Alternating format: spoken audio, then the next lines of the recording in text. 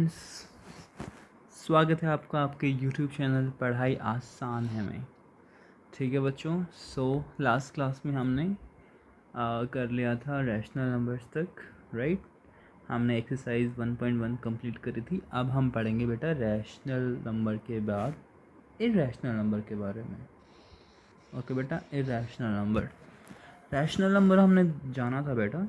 Rational number P/Q के form में लिखा जाता है। ठीक है बेटा, जो रैशनल नंबर था हमारा, rational number are the numbers which can be written in the form of P/Q where Q is not equal to 0 and P और Q बेटा आपके क्या थे बेटा, इंटीजर्स थे बेटा। इंटीजर्स को हम Z से डिनोट करते हैं। ठीक है बेटा, अगर आपने वो क्लास नहीं अटेंड करी बेटा तो इससे लास्ट वाली क्लास प्लीज़ अटेंड कर लें और अपनी पढ़ाई को बेसिक से ही स्टार्ट करें बेटा। और एक वीडियो अगर समझ में नहीं आता तो उस वीडियो को दोबारा देखें बेटा। चलिए आज हम स्टार्ट करते हैं फिर हमारे एक्सरसाइज 1.2 के लिए आपका irrational number. Okay, so we saw in the previous section that there may be numbers on the number line that are not rational बेटा। सो हमने नंबर लाइन में देखा था बेटा, हमारे पास 0 था बेटा, 1 2 3 4 नेचुरल नंबर्स थे, होल नंबर्स थे बेटा। इसके अलावा 0 और 1 के बीच में आपका एक नंबर और होता है बेटा जो कि 1/2 होता है बेटा। ठीक है, वो ऐसे नंबर्स को हम बोलते हैं बेटा रैशनल नंबर, क्योंकि ये P/Q की फॉर्म है बेटा। ठीक है, सो 1/2 होता है आपका, 3/4 होता है, ऐसे बहुत सारे नंबर्स होते हैं बेटा। ठीक है, कितने नंबर्स होते हैं बेटा, infinite. Yes, so natural numbers, whole numbers, integers और रैशनल नंबर बेटा। रैशनल नंबर को हम कई बार Q से भी डिनोट करते हैं। सो इनके अलावा भी तो बेटा हमारे पास नंबर होते हैं ना। So there may be numbers on number line that are not rationals। ठीक है, हम उसको इन्वेस्टिगेट करने जा रहे हैं बेटा। ओके, तो बेटा इरेशनल नंबर वो नंबर होते हैं बेटा आपके जो which can't be written in the form of P/Q बेटा, जिनको हम P/Q की फॉर्म में नहीं लिख सकते बेटा। ठीक है, फॉर एग्जांपल आपका √2 है बेटा। ठीक है, इसको आप P/Q की फॉर्म में कैसे लिख सकते हो, नहीं लिख सकते ना बेटा। अब आप बोलोगे सर P√2 है और Q आपका 1 है। लो सर, √2 तो एक रैशनल नंबर है। नहीं बेटा, √2 एक इरैशनल नंबर है बेटा। √2 आपका एक इरैशनल नंबर है। ओके, √2 आपका इरैशनल नंबर है। अब बोलोगे सर क्यों, √2 तो √2/1 लिख सकते हैं हम। √2 को हम क्या लिख सकते हैं, √2/1। ठीक है बेटा, तो अब आप सर ये बताइए कि √2 अगर मैं मानूँ P है और Q को मैं मानूँ 1 है तो √2 तो रैशनल नंबर हो गया। बट नहीं, √2 आपका इरैशनल नंबर क्यों है बेटा, क्योंकि ये इंटीजर्स नहीं आता बेटा। इंटीजर्स में √2 नहीं आता। √2 की value 1.414 dot dot dot dot कुछ होती है बेटा, जो कि इंटीजर्स नहीं है। और इरैशनल नंबर्स जो हैं आपके P/Q की फॉर्म में लिख भी दोगे तो P आपका इंटीजर्स कभी नहीं बन सकता बेटा। और रैशनल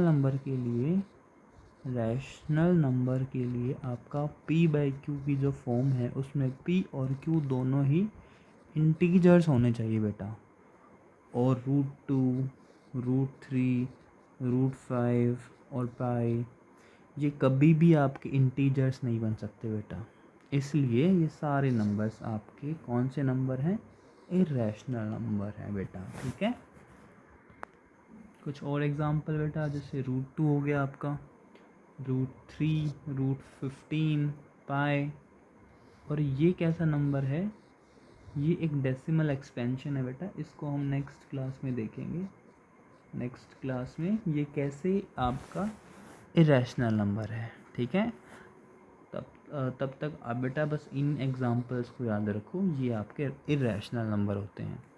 जैसे √3, √5, √6, √7, √10, √11, √12, √13, √15।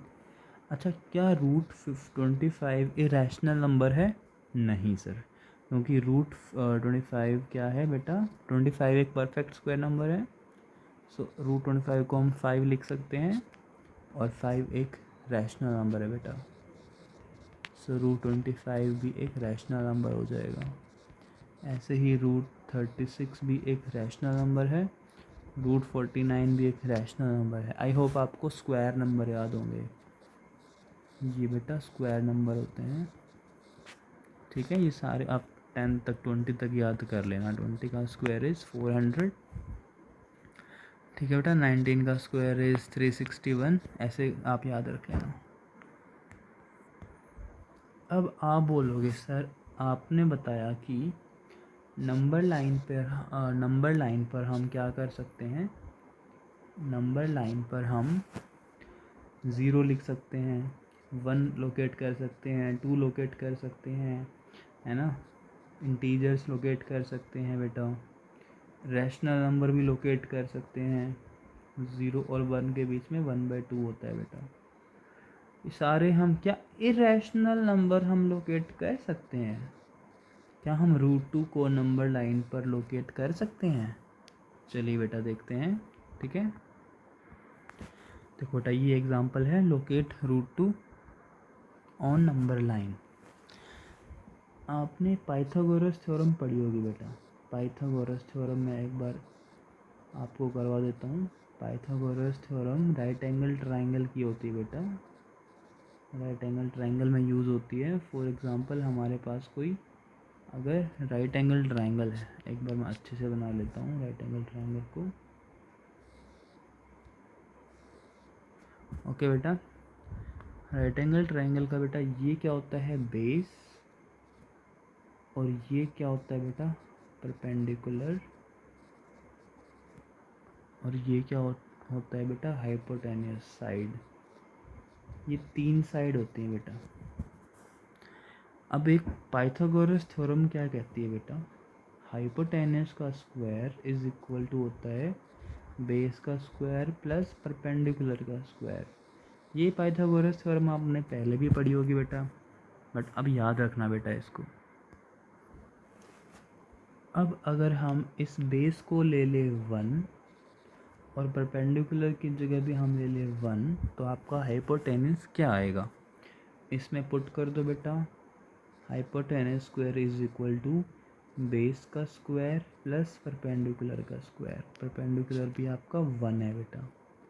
ओके, सो यहाँ से आपका हाइपोटेन्यूस का स्क्वायर आएगा 1 + 1, यानी कि हाइपोटेन्यूस का स्क्वायर इज इक्वल टू 2। और यहाँ से हाइपोटेन्यूस का हम क्या करेंगे? Hypotenuse square is equal to 2 है, बोथ साइड रूट कर देंगे बेटा। इस स्क्वायर से ये स्क्वायर रूट कट जाएगा, h इज इक्वल टू आ गया √2। सो ये जो हाइपोटेन्यूस आया है बेटा, ये √2 आ गया बेटा। ओके, तो अब मैं सेम चीज़ बेटा ब्लू पेन से यहाँ लोकेट करवाता हूँ। ये 0 है ना, जो 0, इस 0 से 1 डिस्टेंस तक आपको बेस लेना है, बेस। और यहाँ से 1 डिस्टेंस ही आपको परपेंडिकुलर लेना है बेटा। 1 डिस्टेंस तक का परपेंडिकुलर लेना है। अब इस पॉइंट और इस पॉइंट को आपने ज्वाइन करना है। ये एक kind of right angle triangle बन जाएगी छोटी सी। अब सिमिलर तरीके से हमारा ये जो हाइपोटेन्यूस बन रहा है, ये √2 आ जाएगा बेटा। ठीक है, अब आपने आर्क तो लगाई होंगी बेटा। ठीक है,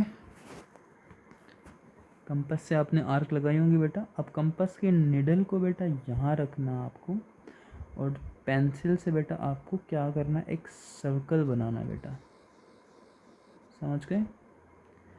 अब आपको पता ही होगा कि अगर ये √2 है बेटा, तो ये भी √2 ही होगा बेटा। ये भी √2 ही होगा। तो हमने लोकेट कर दिया बेटा, जो √2 होगा आपका वो यहाँ से लेकर यहाँ तक होगा बेटा। कहाँ से कहाँ तक, यहाँ से लेकर यहाँ तक। So this is how we located root 2 on number line. I hope आपको बहुत अच्छे से समझ में आया होगा बेटा, राइट। ऐसे ही आप रूट 3 को भी लोकेट कर सकते हो, रूट 5 को भी लोकेट कर सकते हो। अब आप बोलोगे सर रूट 2 तो आ गया था बेस 1 लेकर, परपेंडिकुलर 1 लेकर, अब रूट 3 कैसे आएगा, रूट 5 कैसे आएगा। देखो बेटा, रूट 3 में आप बेस 2 ले लेना और परपेंडिकुलर 1 ले लेना, हाइपोटेनस आपका रूट 3 आएगा पाइथागोरस थ्योरम का यूज़ करके। रूट 5 के लिए आप बेस को 2 ले लेना और परपेंडिकुलर को 1 ले लेना, हाइपोटेनस आपका रूट 5 ही आएगा बेटा पाइथागोरस थ्योरम का यूज़ करके। तो चलिए फिर हम अब आगे बढ़ते हैं हम अपनी 1.2 के पास। आई होप आपको पढ़ाई आसान है, यूट्यूब चैनल में सारी क्लासेस समझ में आ रही होंगी। So please subscribe this YouTube channel. This can support me and also motivate me to upload more videos. First question is true false। ठीक है बेटा, every irrational number is real number. मैं एक बार चार्ट बना देता हूँ बेटा आपके लिए, ठीक है। चार्ट देखो, रियल नंबर,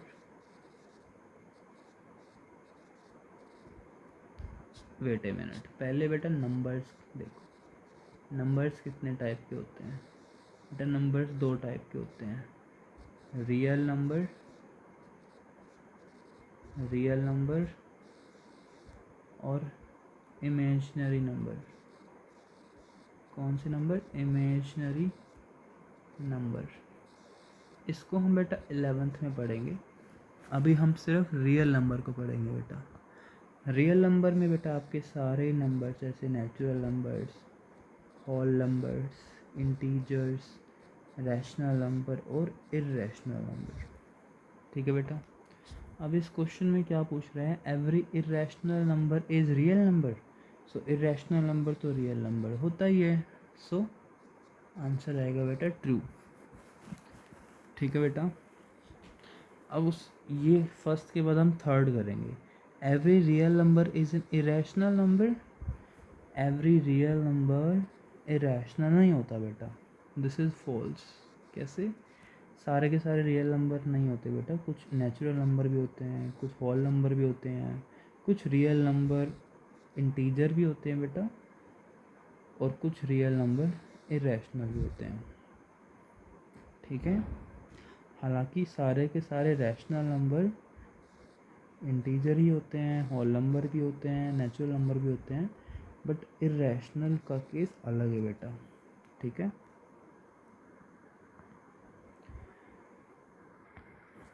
अब थर्ड फर्स्ट कर लिया, every point on the number line is of the form of root m. क्या एवरी पॉइंट, मान लो 0 है, 1 है, 2 है, क्या हर पॉइंट रूट एम की फॉर्म में है। अगर हम 2 को लेते हैं, 2 को हम रूट 4 लिख सकते हैं, यस। अगर हम 3 को लेते हैं बेटा, तो 3 को हम लिख सकते हैं रूट 9, यस। बट इसने बोला है बेटा एवरी पॉइंट, यानी कि इसमें 0.55 भी तो एक पॉइंट है ना बेटा। क्या 0.55 किसी का स्क्वायर रूट है? नहीं। और इवन वो नेचुरल नंबर भी नहीं होगा बेटा। करके देखो, क्या किसी का स्क्वायर रूट आता है 0.55?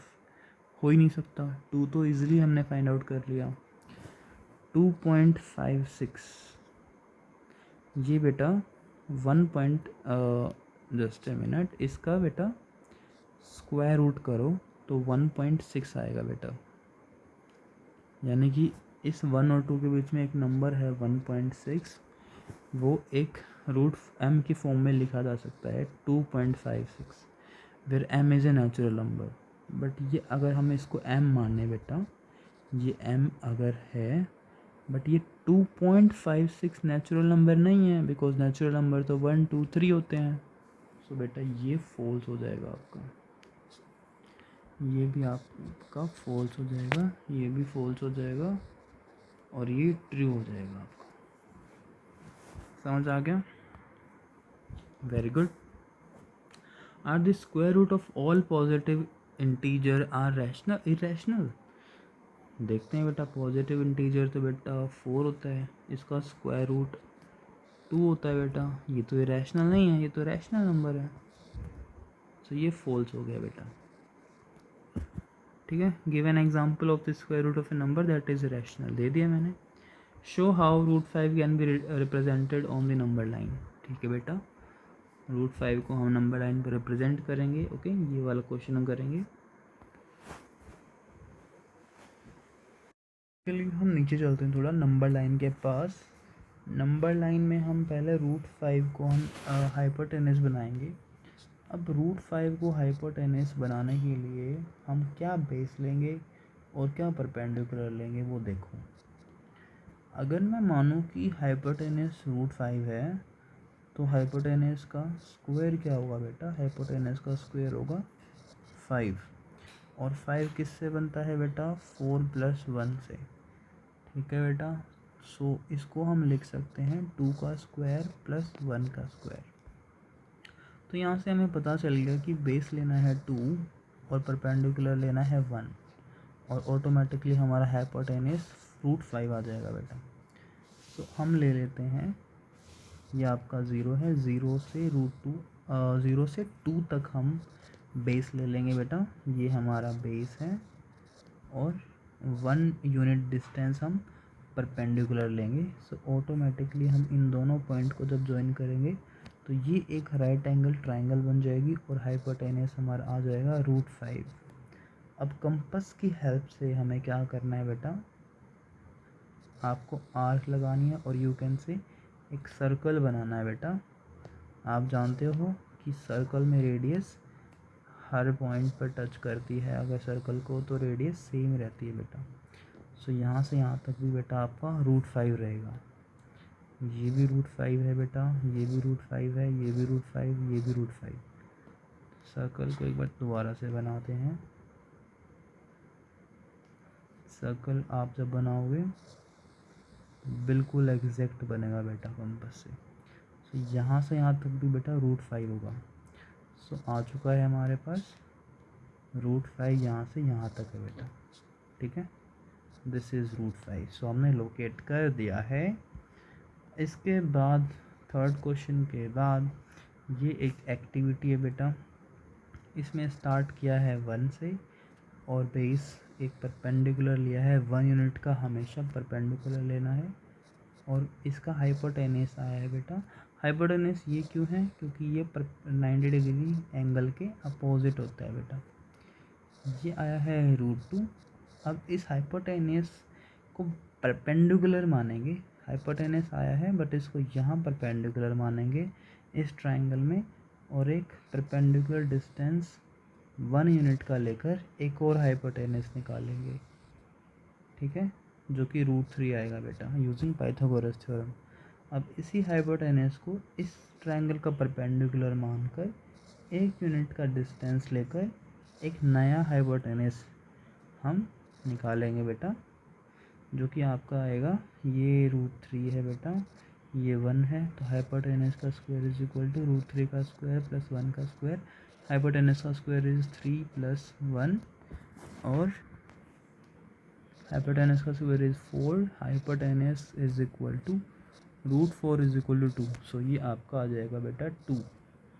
और फिर से एक परपेंडिकुलर डिस्टेंस लेना है 1 यूनिट डिस्टेंस का, ध्यान रहे 1 यूनिट का लेना है बेटा, और फिर से एक और आपको हाइपोटेनस ऐसे करते जाना है, ऐसे करते करते एक स्पाइरल सा बन जाएगा बेटा आपका। ये आपकी 1.2 कंप्लीट होती है। पढ़ाई आसान है यूट्यूब चैनल को प्लीज़ सब्सक्राइब करें और ऐसे ही अटेंड करते रहिए क्लासेस को। मोटिवेशनल क्लासेस हम जल्दी लेके आएंगे, बट पढ़ाई ज़रूरी है बेटा उससे पहले। आई होप आपको पढ़ाई आसान लग रही होगी। Thank you so much for watching video.